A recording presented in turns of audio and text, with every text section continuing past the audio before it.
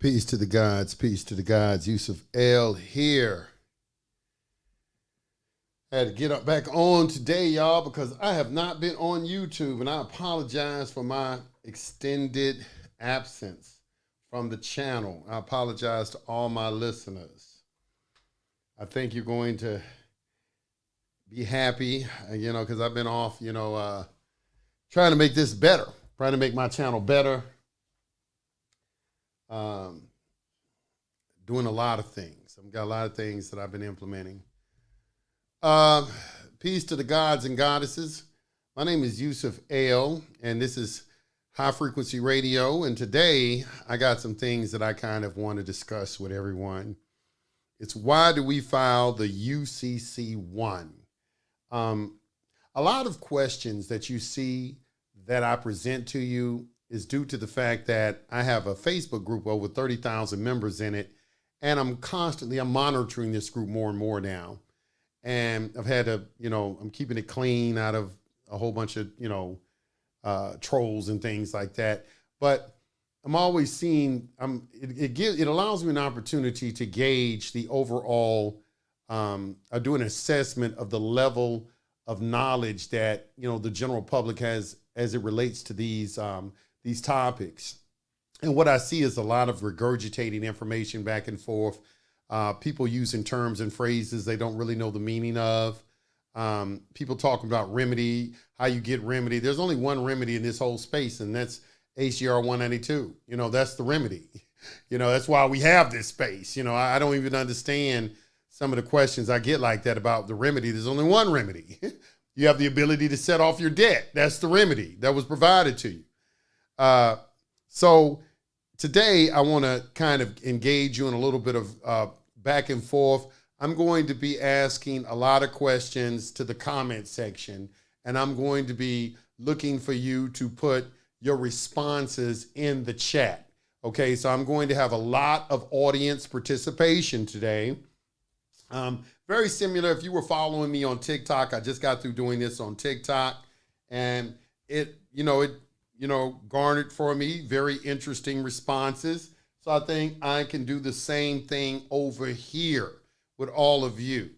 Okay, right, real quick, while you're in here, will you please like the channel? I know I haven't been around in a while, but this is going to help my analytics tremendously. So if you're in here right now, please just like the channel and subscribe if you're not a subscriber, and hit the notification button as well. As you come on in, just go ahead and push the like button on here. I've been going for a while. Let's get the analytics back kicking on this channel, and let's get them back up where they're supposed to be. All right, so peace to the gods. How's it going? How's it been? Enjoying yourself? Been okay? AJ Davis, peace, God. Sister Angel, how you doing? Melanin the Goddess, we forgive you, but miss you. Thank you. James Moore, peace, God. Robert Dunn, peace. All right, Mike Proc, UCC1, that's my next step in going to work on it tonight. That's great. Daniel Edwards, appreciate you, brother. Brandon 33, Viewpoint is a great website to learn about accounting. Okay, all right, great. Chris Livingston, looking good. I appreciate you. I appreciate you too. I appreciate all of you. Very much so. All right, so let's get to it. Okay, so the first question for the comment section is, why do you think you have to file a UCC1? What is your thinking? Why do you think a UCC1 is filed? Okay, I'm going to give y'all about 60 seconds, and I want you to all put your answers in the chat, and I'm going to write down the most interesting answers. Why do you think you have to file a UCC1? Or if you got the option to file one, not if you have to. But what do you think the purpose? I think that's the more appropriate question. What do you think is the purpose of filing a UCC1 in a secured party process? What's the Jeopardy? I should have got some Jeopardy music. Let the Jeopardy clock. You got 60 seconds to write down your answer. Why do you think, what is the purpose of filing a UCC1?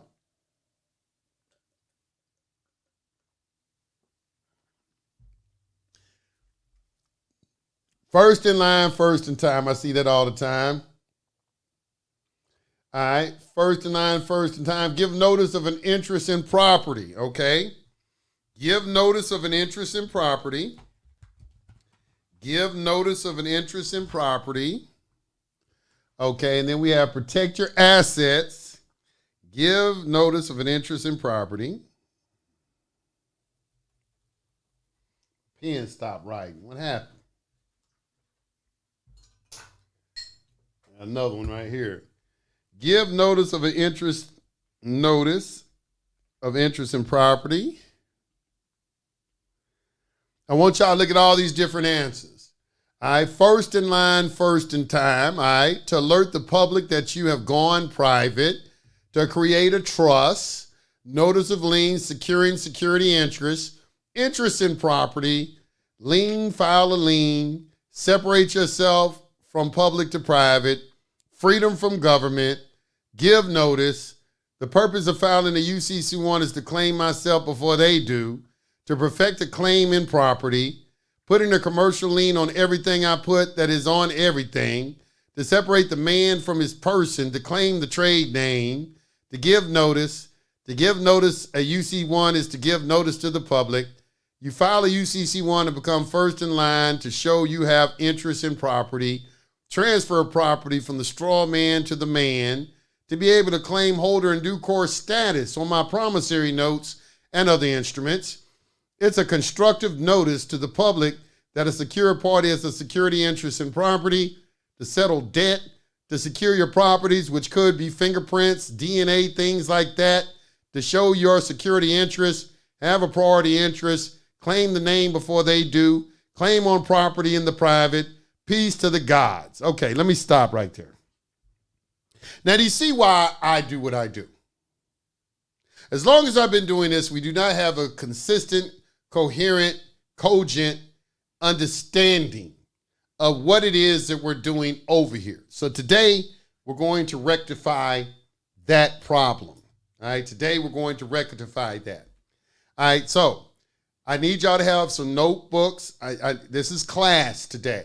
This is like a little mini webinar, all right, to get you an understanding of why you are filing a UCC1.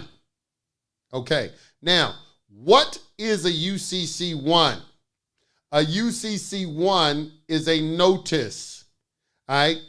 The commercial chamber that each of the states provide is a chamber that allows individuals to file notices of interest in property. Now, they also have a convention or a scheme that is done with this that is called to perfect a security interest in property, which means if you follow certain steps, you can establish yourself first in line, second in line, or third in line, or whatever. So the purpose of a UCC1 is a notice. It's a notice in the public to establish a priority perfected interest in personal property. Would you please write that down? A UCC1 is a public notice to establish a priority perfected interest in personal property. Right? Yes, when you got this in the chat. A UCC1 is public notice to establish a priority perfected interest in personal property. Now, Yusef, why are we doing this, Yusef? What is the purpose of doing this? Isn't this a part of status correction? Aren't I giving a notice to the government that's going to sever this presumptive amalgamation between me and the juristic personality, or better known as the straw man?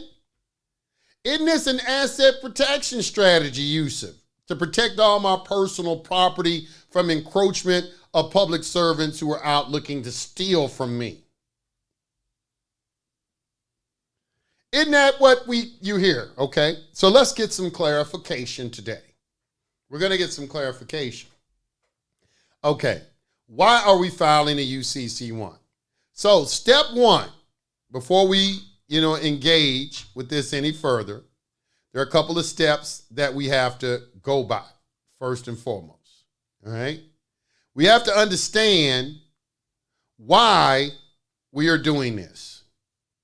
What was the reason we did this?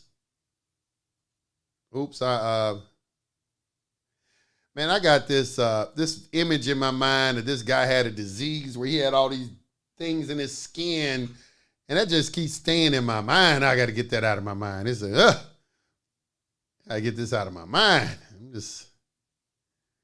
Anyway, I keep thinking about it. All right, so let's look. All right, so where are we at? All right. Okay, so to understand why we are doing what we do, we're going to do something first. We're going to do a meditative exercise first, okay? Meditative exercise, all right?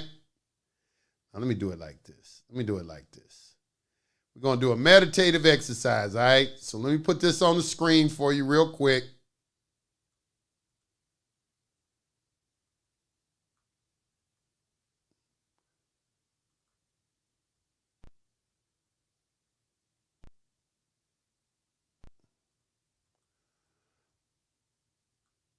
All right. Okay.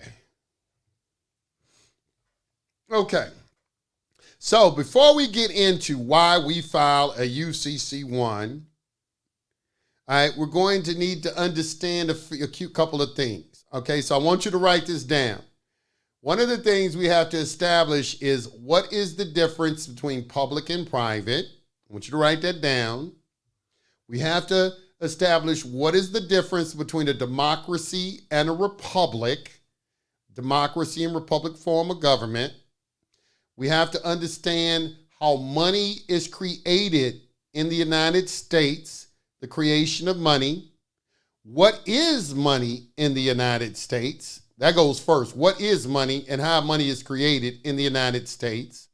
We got to understand those two things right there. All right? We got to understand those things before we can get to the point of understanding why we file a UCC1 and what our remedy is in the public. What is the remedy that was given to us? People talk as if there's a lot of remedies. You know, people come to me, well, Yusef, you don't offer any remedy. Okay, there's only one remedy, dumbass, and that is HJR 192. There ain't any money. You got a right to set off debt. That's the remedy. If you're in my space, I don't know what the remedy is in your space. Over here, we talk about secured party and private banking. There's only one remedy. There's not a multitude of remedies. All right? So write down your remedy is the implied contract with the government after they took all the gold out of circulation in order for them not to be charged with some form of treason. They had to give you a remedy, and that remedy is they will pay all debts dollar for dollar because of what? They took your gold, and when they took your gold, there wasn't no money to pay for nothing with. So he has the gold pays. So this is what they mean when they say all your debts are prepaid. So I want you to stare at this for a while. Right now, I remember when I started looking at this in about 2014, 2013, okay, when I first discovered this website, the national debt was at $11 trillion. When I did that interview on my Instagram page, it was at 16 trillion. Now it's at $35 trillion in 2024. Now, what is really interesting is all these so-called people all over social media having these discussions about the presidential election and blaming Donald Trump or even Obama or even Biden for the national debt. Okay, let me tell all of you people something, okay? I have been watching this clock for over 10 years, and it has been moving at the exact same speed all 10 of those years, regardless of who was the president.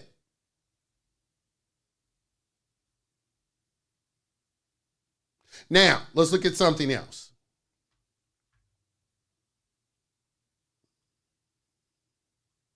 We're going to talk about Project 2025 too.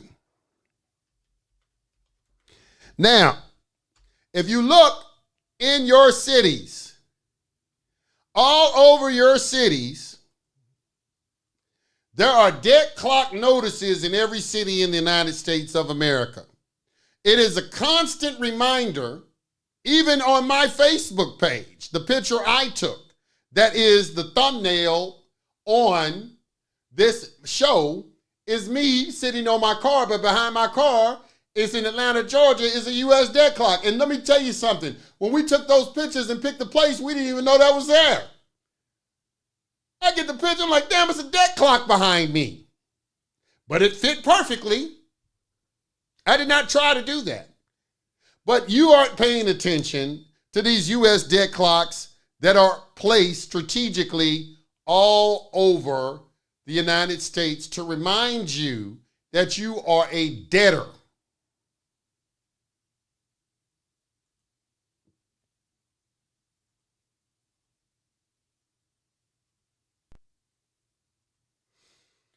Now, so we got some things out of the way. Let's recap.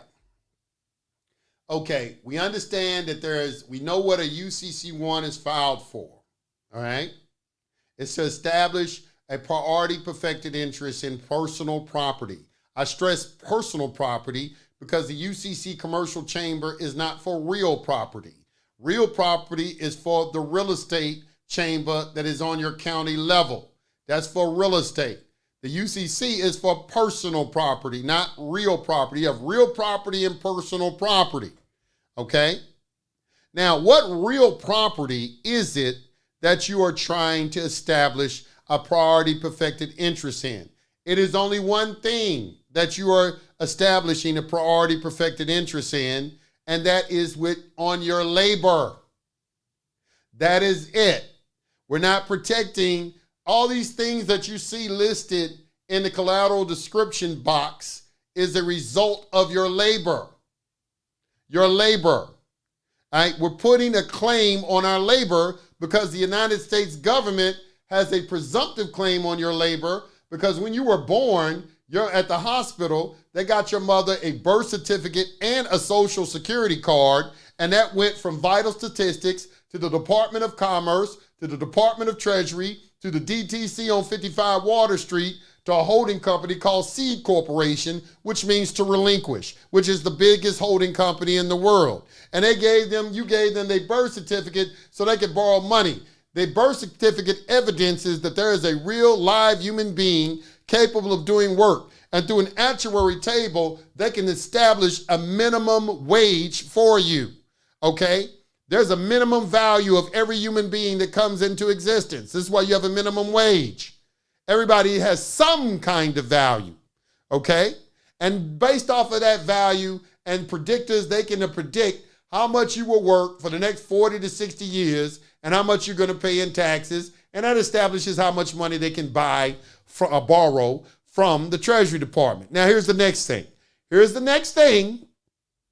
I want you to pull out a dollar bill, if you have one on you, and I want you to look at it. And I want you to write in the chat the letter and the name of the Federal Reserve that is on your $1 bill in the chat. There's a letter, and right on that letter in small words under the letter is the name of a city of a Federal Reserve. I want you to write that in the chat. Everybody who has a dollar bill, write in the chat. If you don't see one, Google one. Google a dollar bill and go to Google Images and tell me what you see. If you don't have a dollar bill on you, you can go to Google Images and do this. Everybody can do this. I want you to write in the chat what letter and the name of the city that is on the $1 bill that you have of that Federal Reserve note.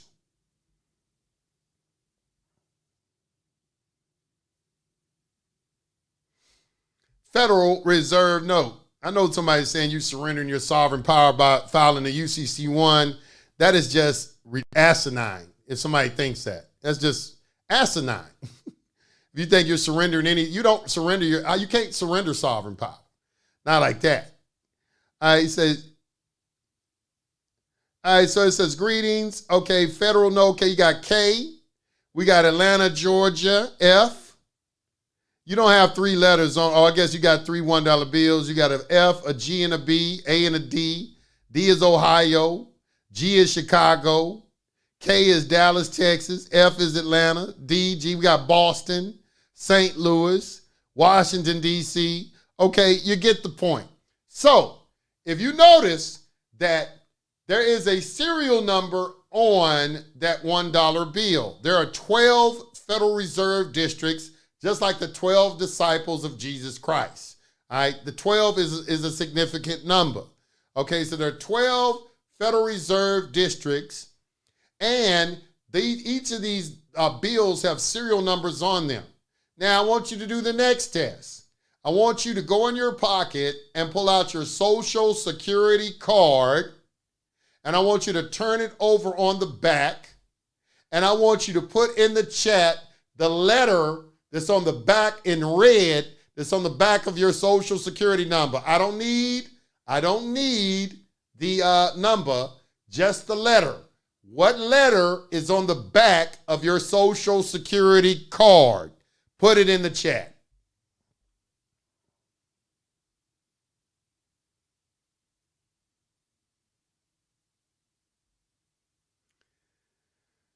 Put it in the chat.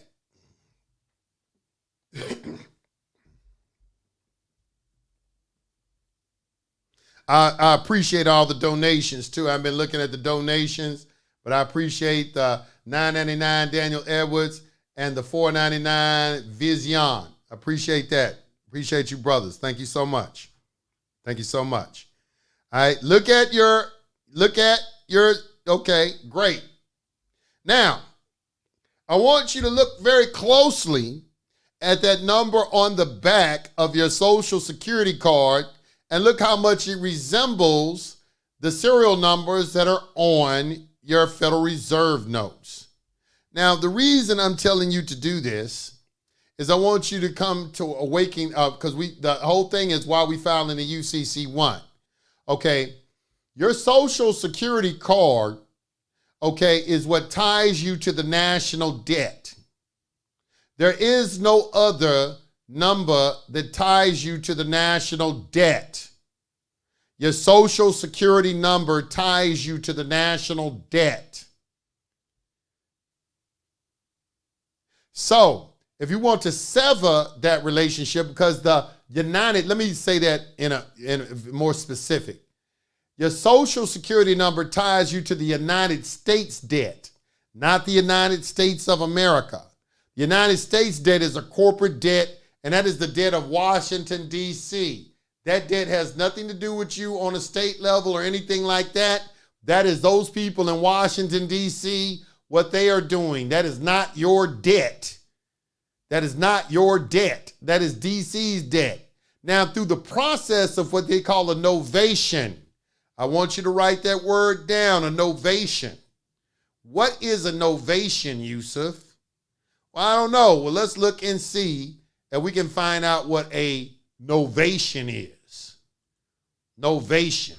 Let's look at what a novation is.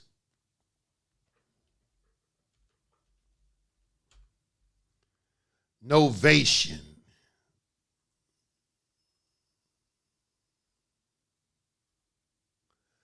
Novation. What is it? Novation. Definition, contract law.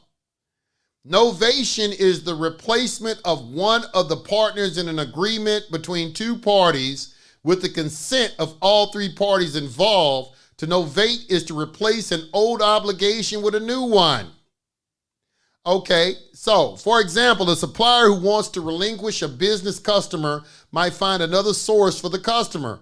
If all three agree, the contract can be torn up and replaced with a new contract that differs only in the name of the supplier. The old supplier relinquishes all rights and obligations of the contract to the new supplier. So, what is this novation? United States incurred an obligation with the Federal Reserve and then did a novation and made you liable for the obligation through a deal. It's called the New Deal. we're going to make a deal. And the deal is that, hey, we will borrow money from the Federal Reserve for your benefit in exchange for you agreeing to be a surety for the national debt. Obviously, you need us because you came to us. During the Great Depression, you weren't able to take care of your family or yourself. And you came to us and asked us how you could help. Instead of being like a free sovereign and figuring it out for yourself. This is very, let me digress for a second and let me say this. It would be very prudent, I think, for you to watch a video called The Men Who Built America. That movie is by Time Life, and the movie is about Vanderbilt, who had control of the railroads, Carnegie, who was the steel magnate, J.P. Morgan, who was over the banking, and John D. Rockefeller, who had the oil. These four men built America. Now, prior in the early 1900s, there were no cities like you see today, all right? We lived largely, our country was agricultural in nature, and everybody lived in a country town or out on their own land. You grew your own food. You had an outhouse in the back where you used the bathroom or whatever. You had a well you probably got your water from. You grew your own food. You educated your own children. You protected your own land. You had a gun. Okay, this was the United States of America when it was a free country as outlined and guaranteed in Article 4, Section 4 of the Constitution. Right now, I want everyone to write down Article 4, Section 4 of the Constitution, and I want you to look it up. Article 4, Section 4 of the Constitution. I want you to copy it.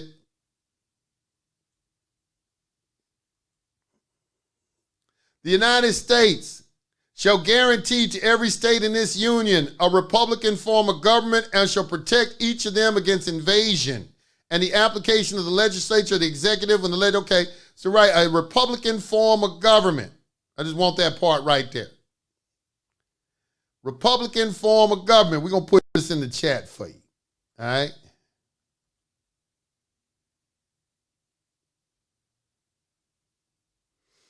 All right? Republican form of government. All right, so now,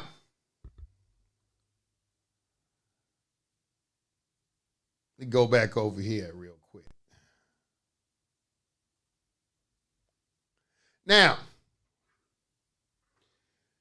the reason that you are liable for the national debt is because they created a juristic personality for you in the public that we affectionately call a straw man.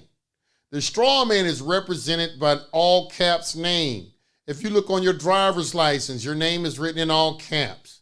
If you look on your social security card, your name is written in all capital letters. If you look on your checks of your checkbook, your name is in all capital letters. If you look on anything that is coming from the public, all the names of all the senators is in all capital letters. On your court paperwork, your name is in all capital letters.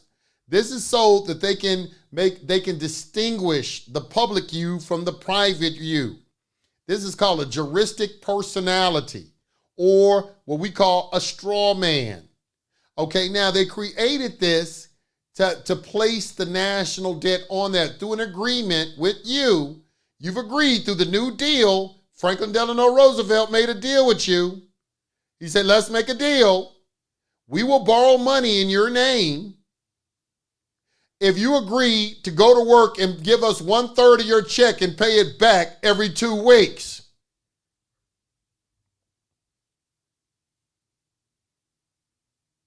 We will provide you welfare programs to take care of you since you can't take care of yourself. We will give you welfare. We will give you PPP loans. We will give you student loans. We will give you VA benefits. We will give you Obamacare. We will do all these things for us, but you have to agree that we can go to the Federal Reserve in your name and borrow money in your name, and you as surety will agree to pay it back. If you agree to those terms, we, as your public servants, will go to the Federal Reserve, borrow money, and institute programs for your benefit to help you out of your dire circumstance.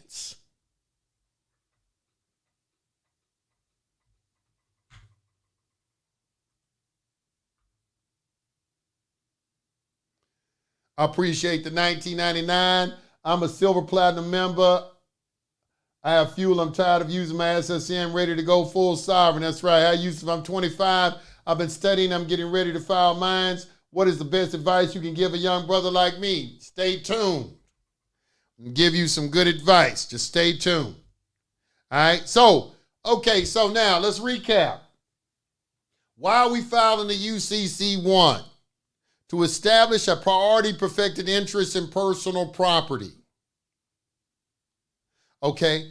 In other words, it is an asset protection strategy. What is it that we are what is it or what asset are we establishing a priority perfected interest in?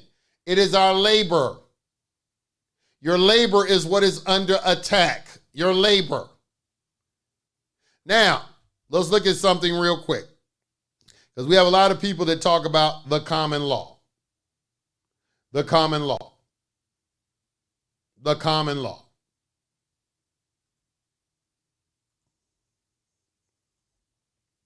Proverbs 22:7.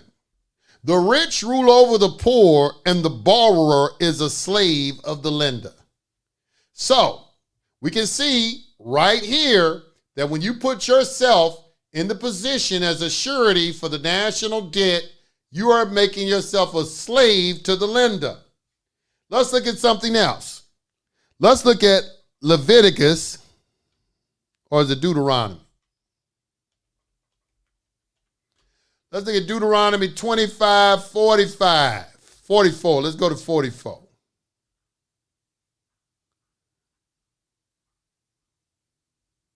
Or is it Leviticus? It might be Leviticus. I think it's Leviticus. Is Leviticus 25? I might got it wrong. Let's see if yeah, I think this is it right here. All right, so you can see right here. Both thy bondman and thy bondmaids, which thou shalt have, shall be of the heathen, means a person don't believe in God, that are round about you.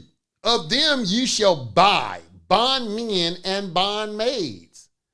Moreover, of the children of the strangers that do sojourn among you, of them you shall buy, and of their families that are with you, they shall beget in your land, and you shall be your possession. Now, what is happening when they take your birth certificates to the Federal Reserve? Isn't that fair to say that you're selling your children and making them bondmen and bond servants, and they're buying them? What do you think in the chat? I'm looking in the chat. What do you think in the chat? What do you think in the chat? Do you think that when they take your birth certificate and go to the Federal Reserve under a process called Novation and borrow money in your name, making you a surety through the Social Security number and the transmitting utility known as the straw man or the all caps juristic personality, and you go to work and they tax you 33% of your check, you stop after you get off work, after you cash your check, you stop and get some gas, and then you're taxed again. After you get the cash, you stop at the grocery store and you taxed again. You get home, the phone bill, the light bill, and the water bill is waiting for you in the mailbox. All got taxes on it. You're taxed again. And if you really have a bad day, you got a traffic ticket on the way home. And you got taxed again. So how much of that money was really yours? And who in a right mind cannot understand the things that I'm talking about and not see that this is some form of slavery?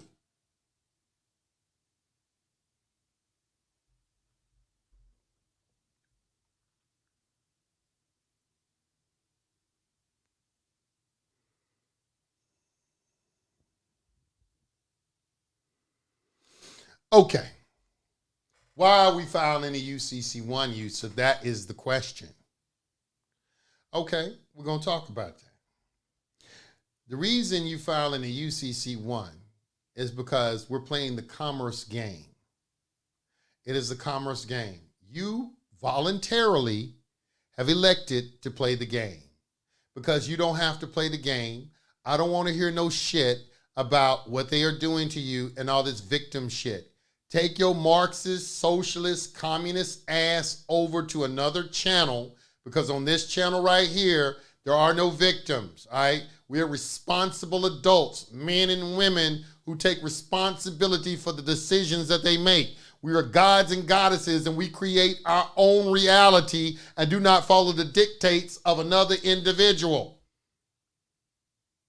This is not a victim channel, so take that victim shit somewhere else. You're not going to get no sympathy over here. If you start talking about what somebody's doing to you over here, I'm going to make it my first duty to clown the shit out of you, especially if you are a man.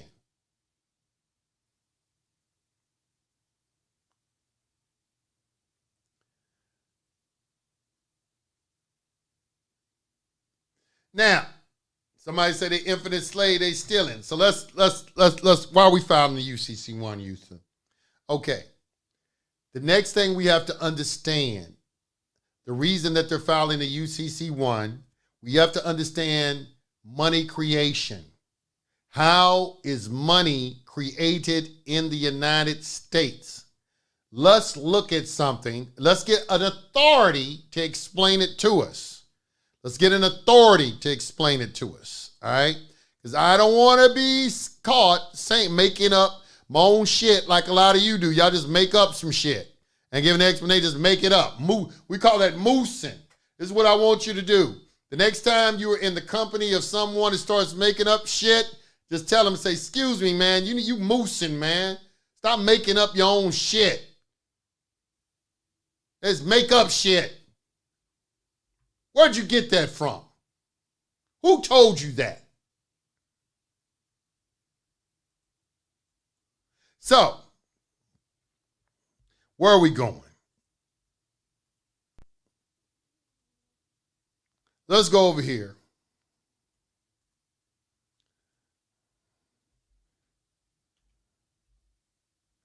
We're going to look at FASB 95. We're going to start there.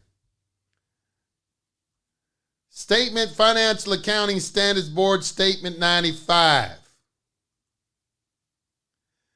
All right, let's read this real quick. We're going to go over to page, I believe it's 22, 21, 22. And they're going to explain to you how money is created.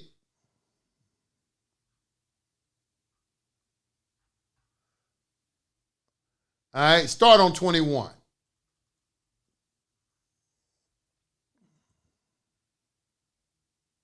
All right.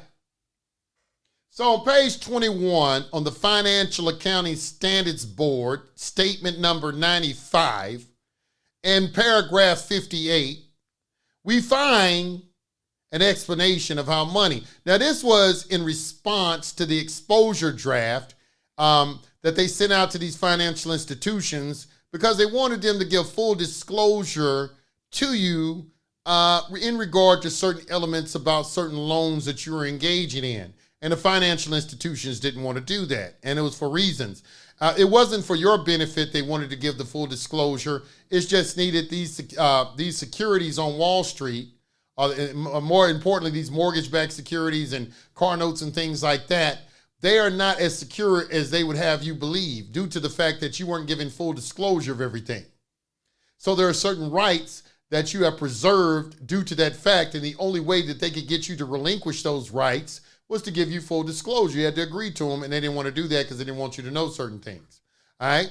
However, so that's how I discovered this. So let's look at this real quick. It said financial institutions, particularly commercial banks, have long contended that their statements of changes in financial position are not meaningful. In response to the exposure draft, most asserted that a statement of cash flows would be equally meaningless.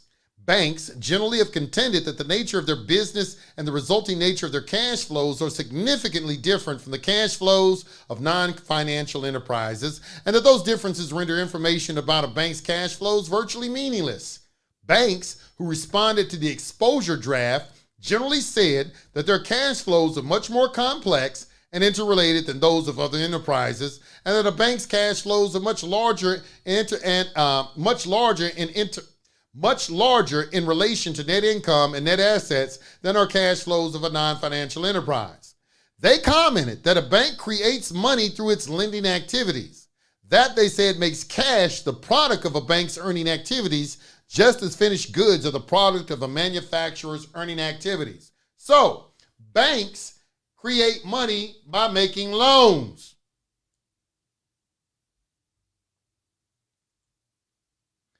I'm going to let y'all marinate on that for a second.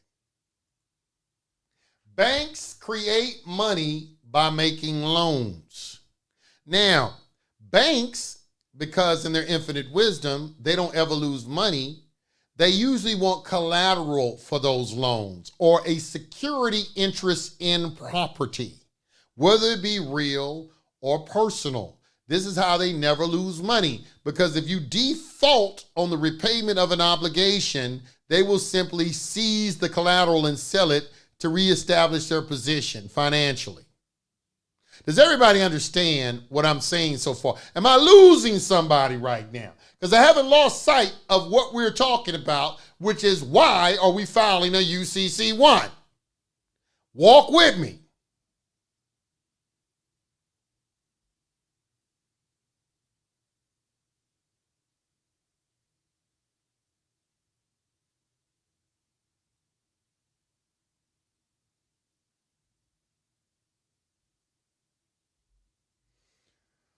Everything is a rabbit hole. This is his rabbit hole. Man, shut the fuck up. Get the fuck out of here with that dumb shit. Dumb as a rabbit hole. This is how it is, man. It's not no rabbit hole. It's reality. All right? Y'all just need to just get out of here with that. This is his rabbit hole. No, this is the state of the country.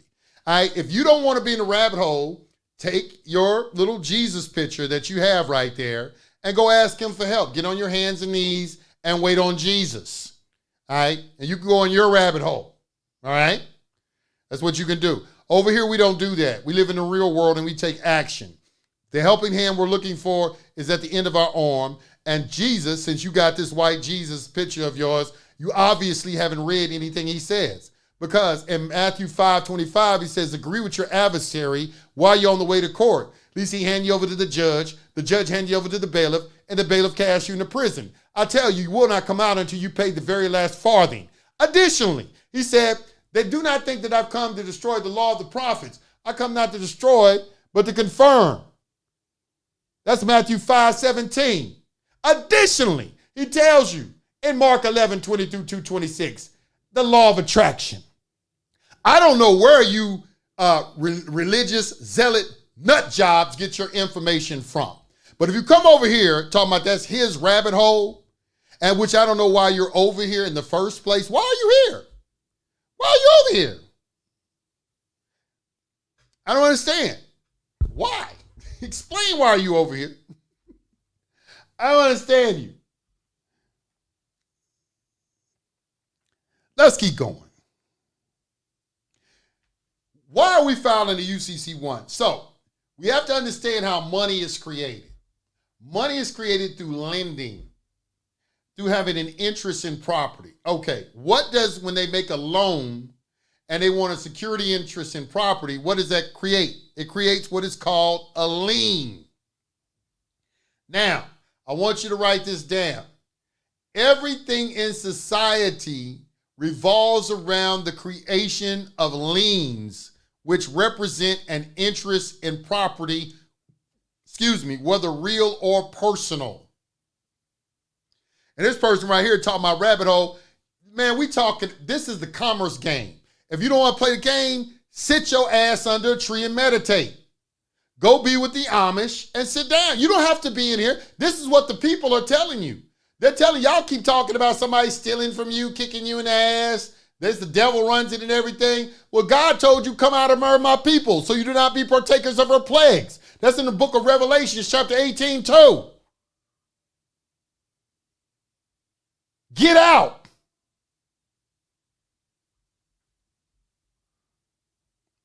You don't have to, nobody's making you play the game.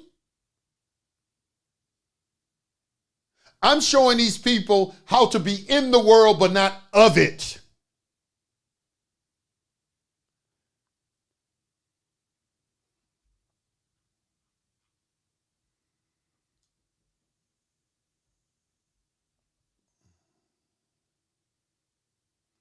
You're listening to see if I say anything. Well, I see you in here all the time and you never say nothing. I don't never see anything intelligent, insightful, nothing in alignment with Jesus Christ. Nothing. I know the Bible backward and forward. I don't see anything that you represent. As a matter of fact, we'll do a show on the Bible and the teachings of Jesus versus the teachings of the Apostle Paul, who wasn't really an apostle. He's a 13th self-appointed apostle that claims he met Jesus on the roadside in the book of Acts, because that's who y'all really follow. Y'all don't follow the Messiah. Because if I start talking about what the Messiah talks about, I'm going to cut you a new one, because you're not no real true representation of Jesus Christ. So get the hell out of here. That's why I don't like you, because it's like people like you. That's what Jesus was talking about. He said, these people honor me with their lips, but their hearts are far from me. You are not a representation of the Messiah at all. If anything, you're Antichrist, because you wouldn't be in there talking like you're talking. So let's keep going. Why are you filing a UCC suit 1? Now, as I said, you have to understand money creation. So money, what is money? What is money? We got to look at that next. What is money? So we have to go to what?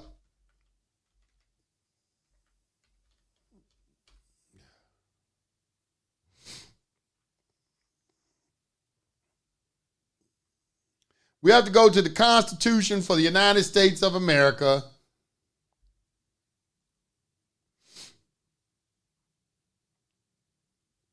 Article 1, Section 10.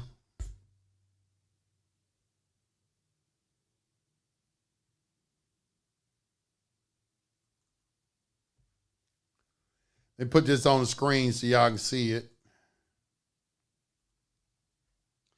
Okay. No state shall enter into any treaty, alliance, or confederation, grant letters of marque and reprisal, coin money, emit bills of credit, make anything but gold and silver coin a tender in payment of debts, pass any bill of attainder, ex post facto law, or law impairing the obligation of contracts, or any grant any title of nobility. There's so much to unpack in Article 1, Section 10, Clause 1. It's incredible. That is something that you should commit to memory. So when we say there is no money, there is no money. Judas, who's really in the comments section with a Jesus Christ symbol, but he's really a Judas, they like to come around and start talking about, what do you mean there ain't any money, Yusef? Why are you asking for that fiat currency? Devils. These are devils, all right? Because they know what I mean when I say it. They know what I mean when I say this. It's only, when we say money, it's only gold or silver or certificates that are redeemable in gold or silver. That's all money is. Everything else is credit. Everything else is evidence of debt. And debt is being used as money. So people are looking for ways to create debt so they can create value in a negotiable instrument that they can go and what? Negotiate. Debt is represented in the form of negotiable instruments, which are contracts. We need a system of agreements to operate in commerce in a world where there is no gold and silver to pay for things with.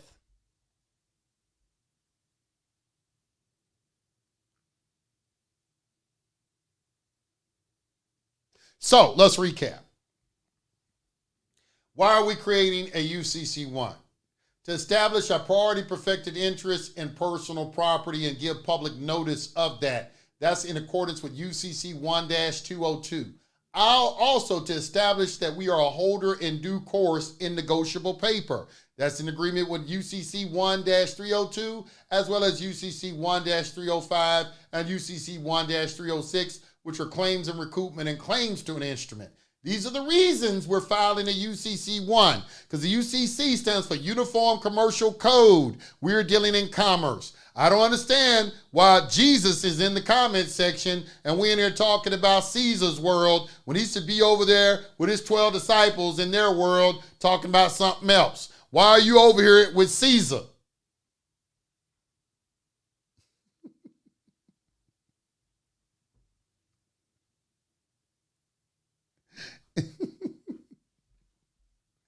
Pissing them off.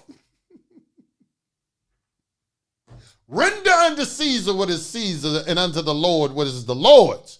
Did you not understand? Are you not? What did Jesus tell? What did Jesus tell dude when he was born again? When Jesus, this is when he's telling that Pharisee. He said, "Are you not a leader of men?"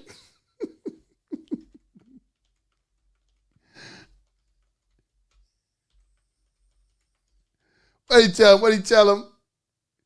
He must be born again. You John chapter 3.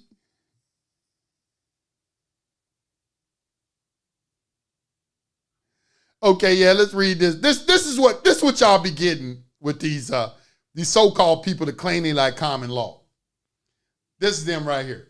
You must be born again. You must be born again, Jesus, in the comment section, because everything you was told was wrong. It was wrong.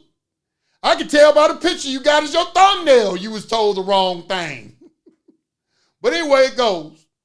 Now there was a man of the Pharisees named Nicodemus, a ruler of the Jews. This man came to Jesus by night and said to him, "Rabbi, Master, we know that you are a teacher come from God, but no one can do these signs that you do unless God is with him." Jesus answered, "Truly, truly, I say to you, unless one is born again, he cannot see the kingdom of God." Nicodemus said to him, "How can a man be born when he is old?" You don't understand how can you sit out there waiting to see if I'm going to say something and you don't understand what I'm saying? Jesus answered, "Truly, truly, I say to you, unless one is born of water and the Spirit, he cannot enter the kingdom of heaven, the kingdom of God. That which is born of the flesh is flesh, and that which is born of the Spirit is spirit. Do not marvel that I said to you, you must be born again. The wind blows where it wishes, and you hear its sound, but you do not know where it comes from or where it goes. So it is with everyone who is born of spirit." Nicodemus said to him, "How can these things be?" Jesus answered him, "Are you the teacher of Israel, and yet you do not understand these things?" This is what sometimes you have to say. Y'all put people in leadership position, and you're like, how did you get in this position you in? How are y'all electing Kamala Harris as president? Kamala Harris didn't even, last time she was up, she didn't even get the nomination. They didn't squeeze. Y'all can't see that this is some type of trick.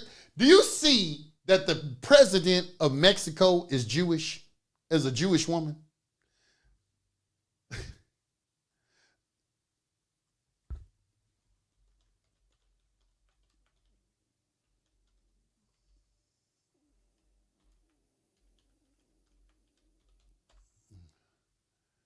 Mexico's first female president. Mexico's first female president is also his first Jewish president.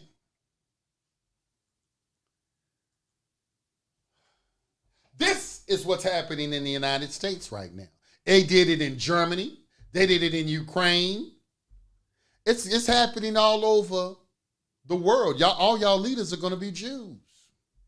I'm not saying it's a bad thing because y'all obviously want them, because I have said this to some black people, and they said there's nothing wrong with it.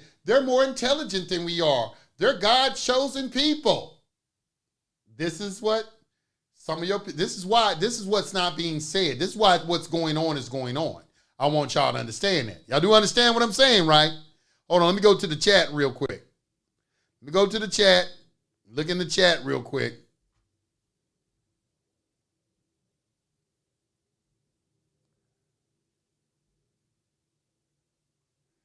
Y'all understand that the people you cannot talk about is who rule you. They own the Federal Reserve. They own the Federal Reserve, all right? Right now, they're occupying about 85% of your positions in government. All the high power positions in government, Jews are in place. They have already taken over the world, which is why you see this liberal push so hard, because they are the ones, they're the liberals, they're the communists, they're the Marxists.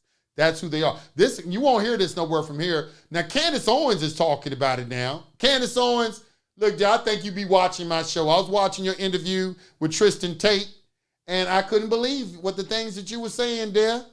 I couldn't believe it. I got to give you your props. You got nuts big as Texas. It's a shame that a black woman have to have bigger nuts than most of the black men. I can understand why you probably went and got you a white man. Because most of these men, they don't have the balls to say what you said. And they call themselves men.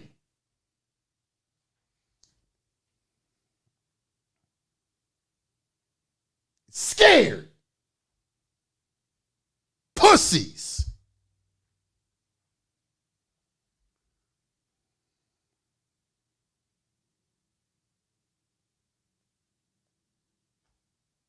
Shout out to Candace Owens. And fuck whoever you are out there that want to put some respect on the woman's name. Because she's telling the truth. She does the research and telling the truth, and y'all can't accept it. You don't know who your masters are. You don't even know why you voting for Kamala Harris. You just voting for her because she's a woman. Who's not even black. And her father wasn't black either. Don't let them fool you with that he was in Jamaica. I've been saying this 4 years ago when I was talking about Kamala Harris. Her parents are both, her father's like, he's like, what is he? He's like Greek and Portugal or something like that. He was just in Jamaica. He's not a Jamaican. He was just like, there are Indians in Jamaica, just like Indians in America. That's how he try to fool you. You know, her father's black. Her father's not black. Ain't nothing black about Kamala Harris. Y'all need to stop that. She tricking y'all. She dated black men.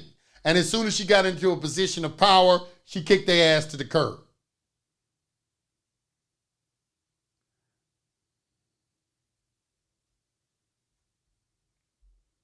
I can't even understand why y'all say it. Well, y'all want proof of that? I can give you. I got receipts. Do you want me to pull out the receipts? I got receipts. Don't make me pull out my receipts. I just don't want to go down that road right now. I got plenty of videos I can run where it's coming out of her own mouth who she is. All right. I'm Indian. She's an Indian. All right. She's an Indian all the way, 100%. Ain't nothing black about her. She hasn't done anything. She don't have no policies or nothing. And she's just she's probably slightly more intelligent than Joe Biden. That woman's not intelligent. I don't have any respect for that about it at all. What are y'all talking about? Donald Trump going to roast her in a debate. She's going to get roasted. Yeah, there are a lot of Indians and Chinese in Jamaica. That's what they try to make you think. You know, your father's is Jamaican. Now, I got a picture of him on my Facebook. Our whole entire family. He don't look nothing close. He look like an Indian. Like a straight Indian. He don't look nothing Jamaican, nothing, you know. Are there people here who actually vote? Voting, let me say this about the vote. I wouldn't be concerned about the vote if it weren't for the fact that you're trying to bring in a new world order. All right? It's a decision you're going to have to make. The new world order is going to be comprised of one religion, one law, no borders or anything like that. That's why they're trying to get rid of the borders, because in the New World Order, there's not going to be any borders. There's only going to be city-states. So they're going to get rid of all the borders, and each of the cities are going to be there. It's going to be like corporate states. They don't want to have any families. So the children directly, this is what socialism is that you will be predisposed to the type of industry that you're going to work in. Like if you're an athlete, if your genetics say you can be an athlete, then you'll be an athlete. If your genetics say you can be an engineer, you're going to be an engineer. Whatever it is, it's going to be already something marked out for your life for you. Let me read something for you, for all you people who like to doubt what I'm talking about. And because I'm sure we got some doubters over there. Because I think a lot of you, I've been doing this for 30 years. A lot of you are just coming into the things I'm talking about comes from 30 years of research, not just I got upset one day and rolled out of bed and started talking shit on the internet. Not like that. All right, so let's look at something real quick. It's SBC University. And there is a document called Behold a Pale Horse. This is written by William Cooper. You should go to Pirate Bay and listen to every audio of William Cooper on Pirate Bay that you can find. Every audio of him. All right? So let's read something real quick. They got something in here called Silent Weapons for Quiet Wars. And this was a manual. This is their manual, just what they are going to do for the New World Order. Everybody should read this entire book. This entire book is replete with information.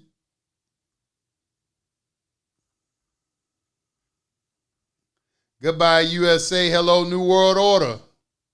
Hold on, let me make it smaller. Goodbye, USA. Hello, New World Order. This is real good, too. This is a good chapter to read, Economic Shock Testing. This right here is why they put tests on you to see how you're going to respond. They come up with some pandemic or something, and then because you're a creature of habit, they record your reaction to it. And then they have a computer that can come and test, okay, here's what we can do and here's what we can't do and here's how far we can take them before they will rebel. All right, so when we get in here, there's a thing called the energy model.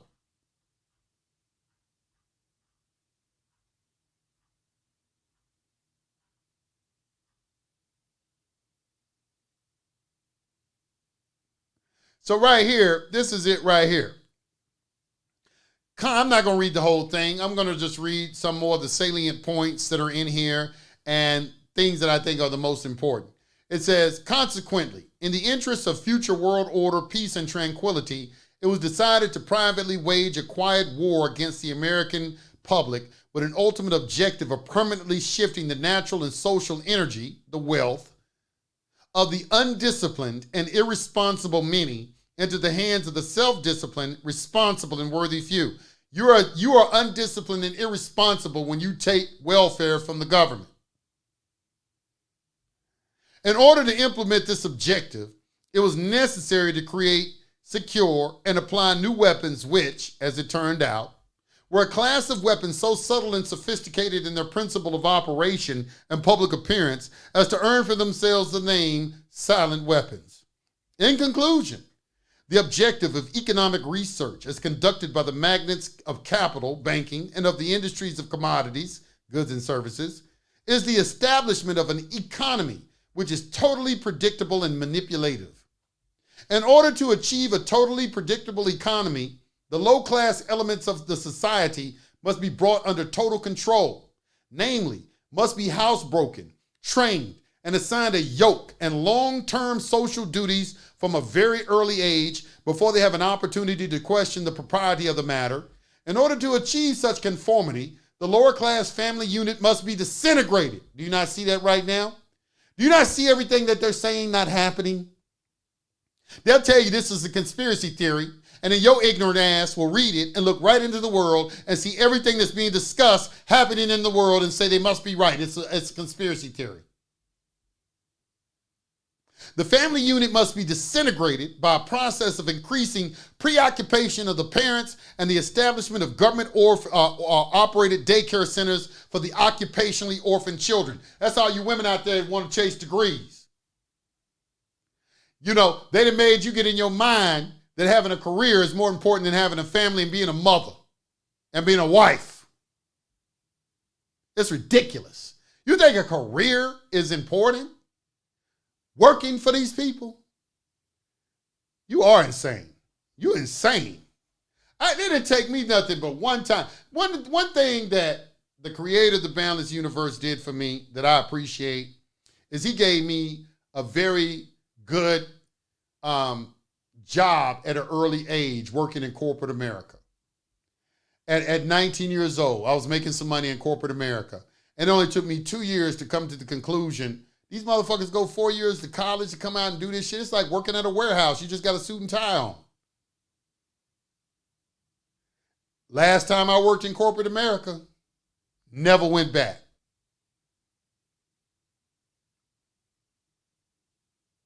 Let's read this.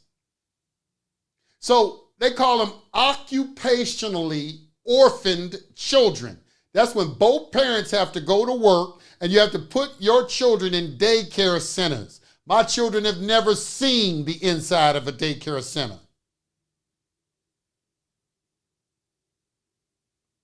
Because I read this way back then and I wasn't having it.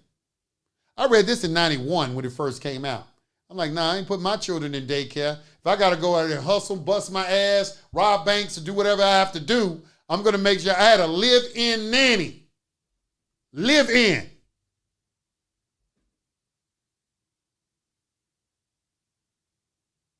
You need to be making enough money to do that, not drop your children off to a daycare center. And I'm talking to the men, because you're the one that's supposed to be providing the kind of environment that a woman can do that in. That is not her responsibility. And as a matter of fact, if you sit here talking about that 50-50, you need to leave my channel. And the only men that should be discussing 50-50 is probably men between the ages of 18 and 25 and just starting out in life. You done met your girlfriend, you fell in love with her, y'all both about 20 years old, neither one of y'all got anything, and you're just starting out in life. If your ass is 30 and above and you talking about 50-50, you need to go out and hang yourself.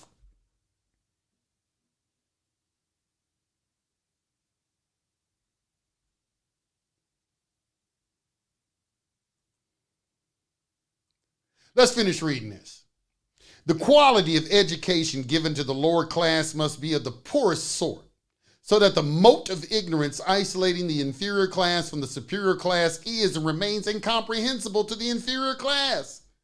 With such an initial handicap, even bright lower class individuals have little, if any, hope of extricating themselves from their assigned lot in life. This form of slavery is essential to maintaining some measure of social order, peace, and tranquility for the upper ruling class, for the ruling upper class.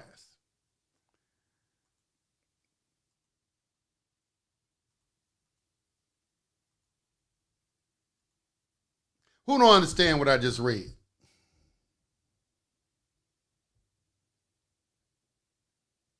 Who don't understand what I just read?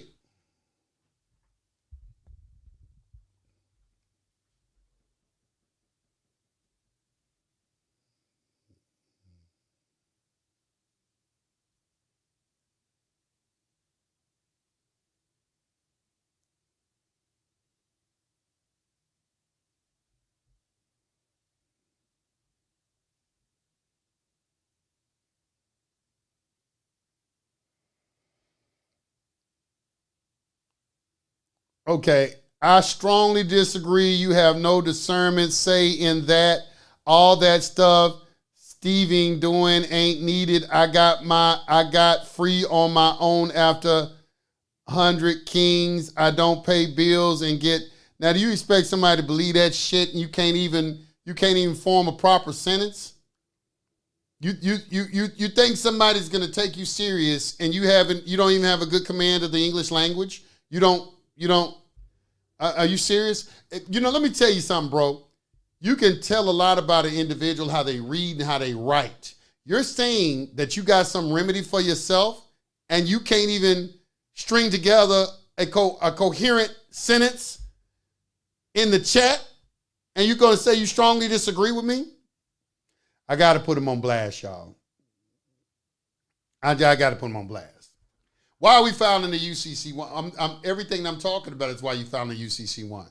Why you found, let me just give you the cliff notes. You're filing a UCC1 because the creation of money is the creation of debt. They need property to file a lien against to have debt. They can't put liens against property that already has a lien against it. So a charge is a lien. Let's read that real quick. What is a charge, Yusef?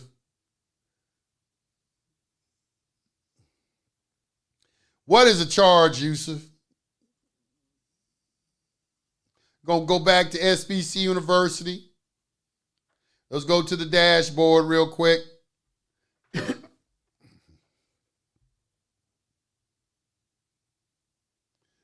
right, so we're in SBC University right here. We're gonna go to our dictionaries. Dictionaries is like, I love the dictionaries on SBC University. You got access to such a wealth of research material on SBC University. All right, so let's look. Let's look up this word charge again. Charge. Now, everything that I'm telling you, I researched on my own. And it's just common sense things. It's nothing complex. See, you know somebody that know what they're talking about when they make it complex. If they can't break it down to you in simple, bite-sized bits, they don't know what they're doing. Because when you master information, you can make it simple. All right, you can make it simple. You know, just, okay, this is what it is, bro. All right, why you found the UCC1? Because you have to understand what a lien is first. Before I can explain why you found the UCC1, you got to understand how money is created, what a lien is, what is money, what is value. Those things have to be understood first before you can understand why you filing a UCC1. Because if not, you come up with all type of ridiculous explanations. Oh, I'm trying to claim on the trust. Oh, you know, I'm changing my status. This is private banking, man. This is about banking. That's all. So right here, we got our Black's Law Dictionary.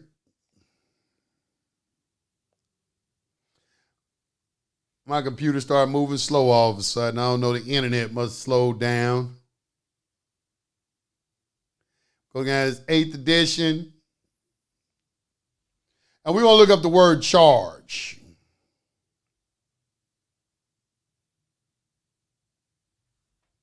Control F, charge, bam, bam, bam, bam, bam.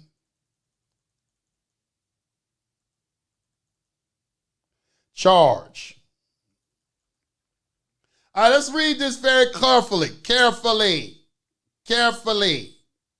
Charge, a formal accusation of an offense as a preliminary step to a prosecution, a murder charge, also termed criminal charge. That's the first sense of the word. Second sense, an instruction or command, a mother's charge to her son. Third sense, a jury charge, review the charge for appealable error. Fourth sense, an assigned duty or task, a responsibility, the manager charged to open and close the office. And number 5, an encumbrance, lien, or claim, a charge on property. This is the one that we're concerned with. When they give you a charge, it constitutes an encumbrance or lien or claim on property. And to prevent them from putting a claim on your property, you need to already have a claim already in place. That is why you have the commercial chamber, to establish who had the claim first. First in line, first in time. And if you are first, then you nullify their claim. Does everybody... I had to look in the chat. Does everybody understand what I'm saying right now?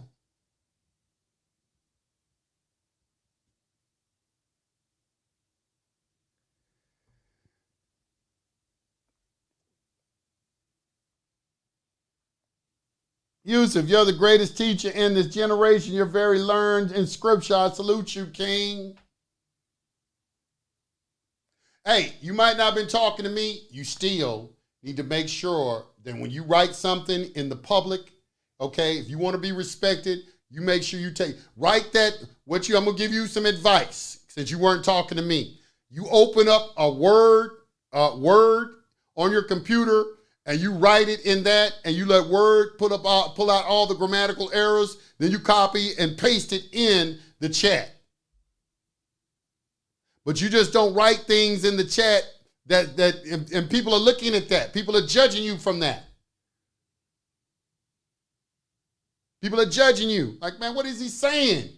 I don't understand what he's talking about. And then you're trying to tell somebody else they're wrong. It just looks bad.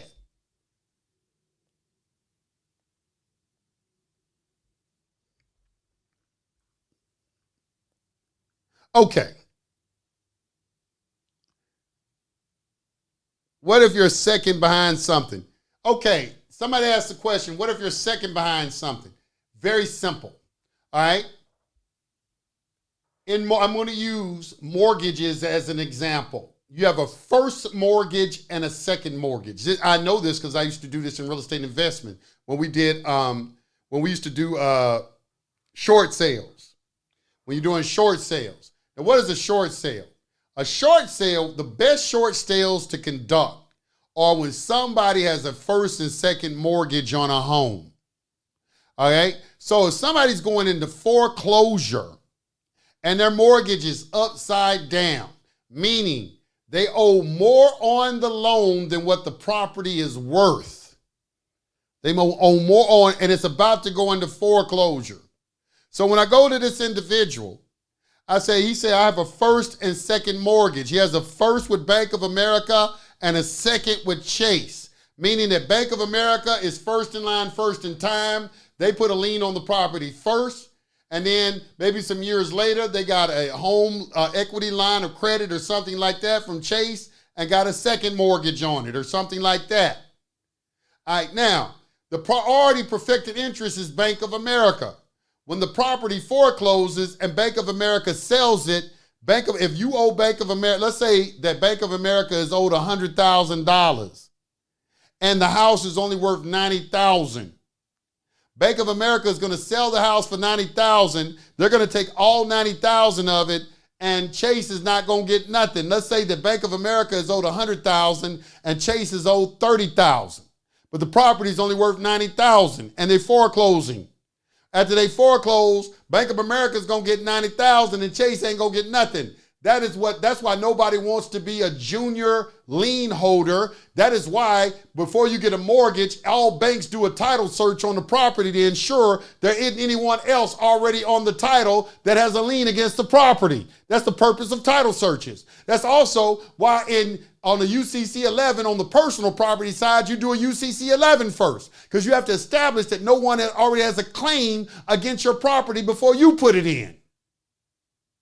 Same process. Do you understand what I'm saying right now? Do you understand what I'm talking about right now? I don't know if people are confused of what I'm talking about. You understand what I'm saying right now?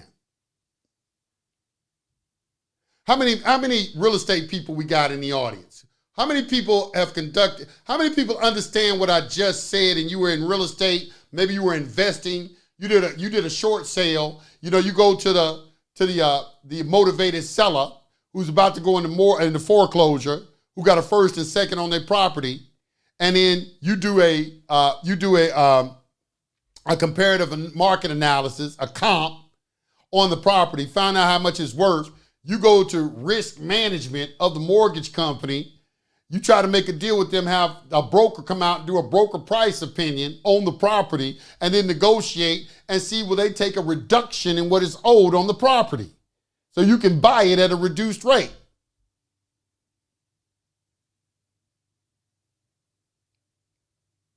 Anybody familiar with that process?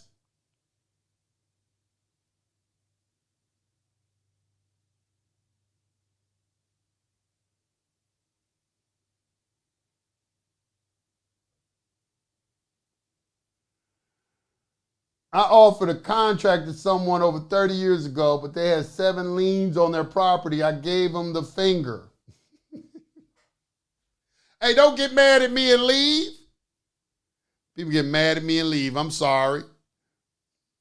Put a name on them comments if you don't want me coming out on you, because I see something. When I see something and it's not directed toward anybody, I just saw a comment. It must be toward me because you didn't put a name in front of it. Ramey's Revolt 1999. I appreciate that 1999 guy. I appreciate that. I appreciate all of that. I appreciate that. I appreciate it. And I apologize. I didn't mean to offend anybody. I'm not here to offend anybody. I suspect we should offset it with our exemption, move us from second to first. Well, I don't know what you mean by that. I don't understand what you're saying. You just want to establish the reason you have a priority perfected interest in your labor because first of all, slavery is against the 13th Amendment. No one has a priority interest in the straw man. The only reason the straw man came into existence is because you are alive and you are capable of performing labor. And you have the first right on your labor, not them. Those are public servants. They are not your masters. All right, them taking your birth certificate. See, that's why they want you to get a social security number, because that is the contract that shows that you are some sort of benefit. You need help. You're a dependent. They want you to get that card. That's why they say it's voluntary. That's why the nurses and everything, when you be in the hospital and you say, I don't want one, they surrounding you. Why you don't want a social security number for your child? Get the fuck out of my face, bitch. I don't need a social security number for my child. A social security number is when my child turns 18 and they're ready to get a job.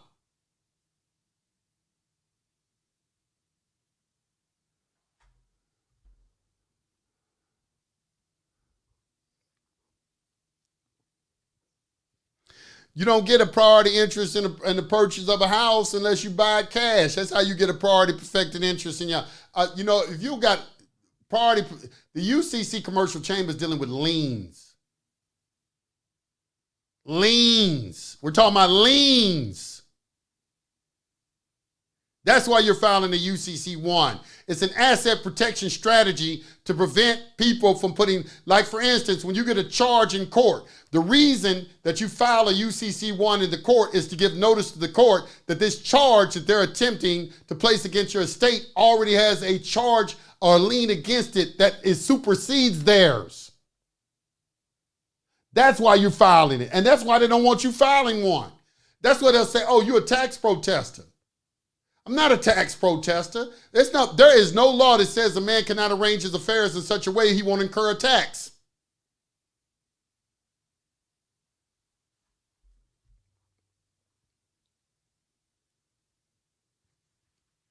A lien can only be satisfied in 3 ways: payment in full, counter affidavit, or jury trial. That's it. Ain't no way to pay it, so you got to set it off.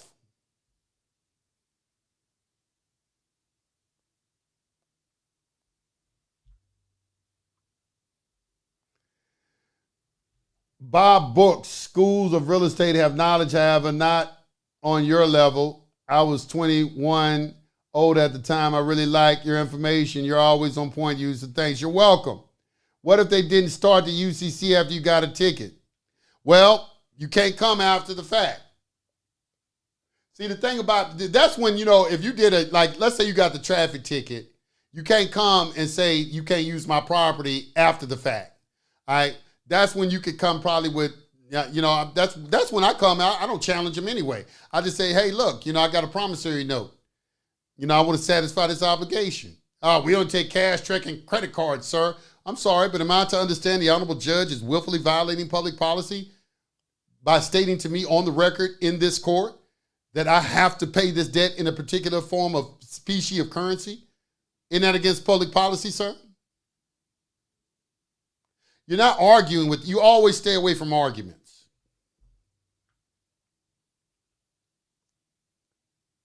First lien always has priority. That is exactly right. That's why you're filing a UCC 1, because everybody's trying to attack you because they're trying to find ways to make money.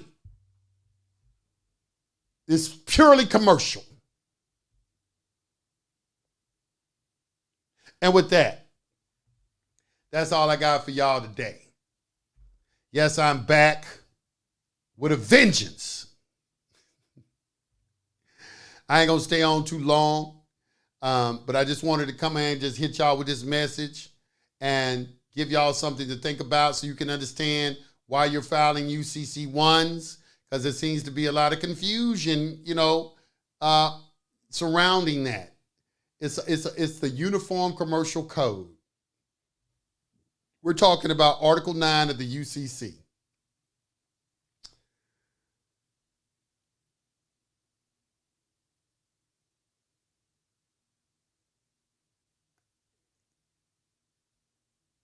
Okay, let me say this. He said, I tried to set off and the fake judge entered a plea on my behalf and said, oh, not disputing. Listen, y'all. When you're in front of a judge, you got to understand the 3 rules, all right?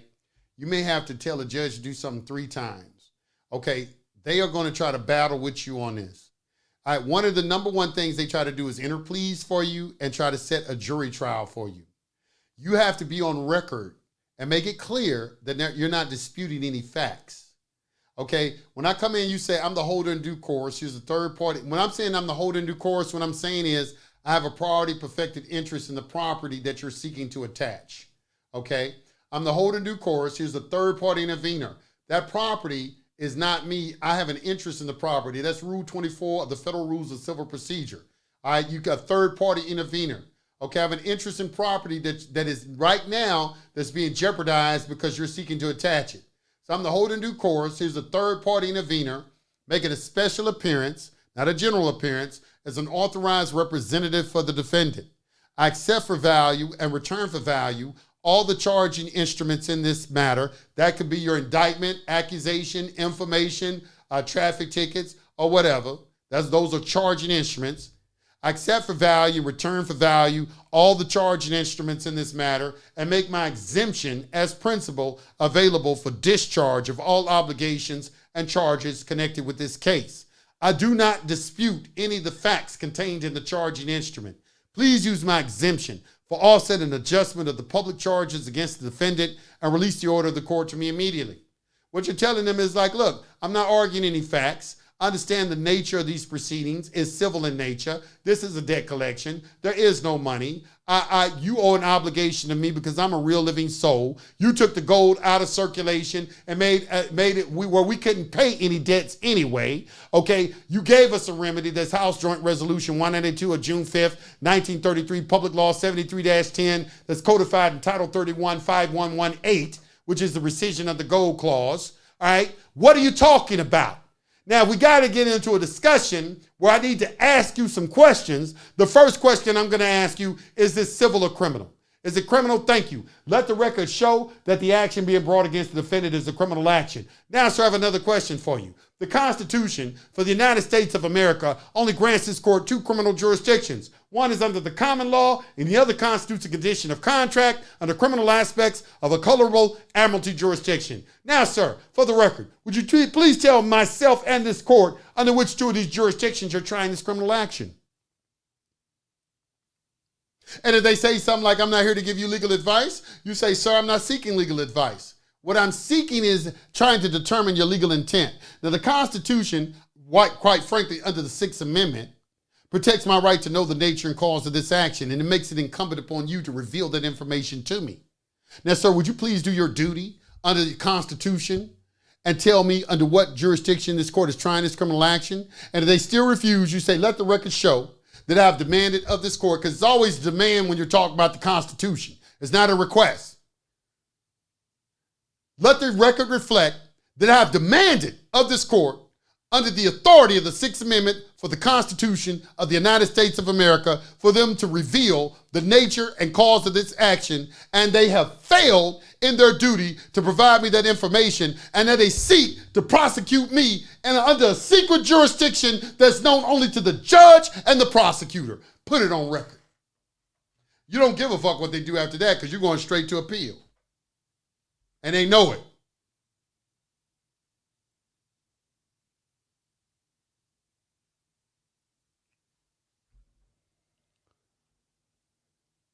Peace to the gods. I apologize if I offended anybody. I didn't mean to offend you. It's just a passion. And in the course of me doing things, I apologize to anybody I offended. Y'all have a nice night. Peace to the gods. I'm out.